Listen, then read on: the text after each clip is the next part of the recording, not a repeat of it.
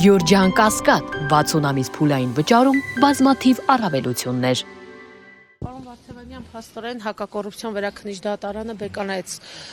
Սարգիս Պետրոսյանի որոշումը եւ Սամվել Կարապետյանին կրկին կալանավորելու որոշում կայացրեց։ Եվ նաեւ պարոն Վարդևանյան նշված էր, որ նիստը լինելու է 16:00-ին, ինչպես ստացվեց, որ ավելի շուտ հայտնի դարձավ որոշումը։ Հանդիսացել ինչն են պատճառաբանել, որ կրկին տանում են կալանավորել։ Ես ձեր բոլոր հարցերը լսեցի, արգելի գործընկերներ, սիրով կպատասխանեմ հերթականությամբ, եթե թույլ տաք։ Առաջինը ցանկանում եմ հետևյալը նշել. Սամվել Կարապետյանը,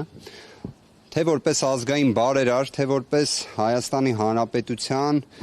երևի թե ամբողջ նորագույն պատմության ընթացքում ամենամեծ բարեգործություններ արած անձը,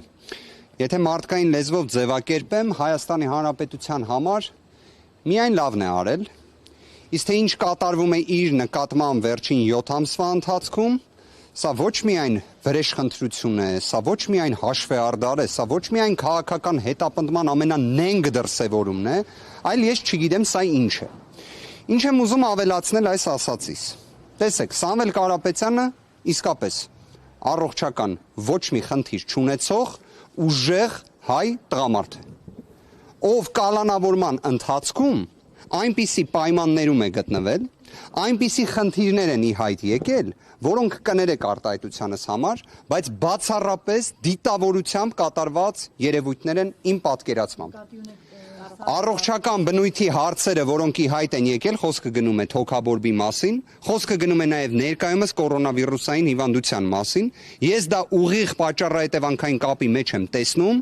ՔԿՀ-ում գտնվելու ժամանակահատվածում պաշտոնյաների ձեռնարկած անգործության եւ գործողությունների ինչ-որ իմաստով երևույթում։ Ես հստակ ուզում եմ ասել բժշկական օգնության իսպառ բացակայության մասին։ Ես երբ ծանոթացա, որ ՊՕԱԿ-ի տնօրենը հայտարարում է, որ գանգատներ չեն եղել,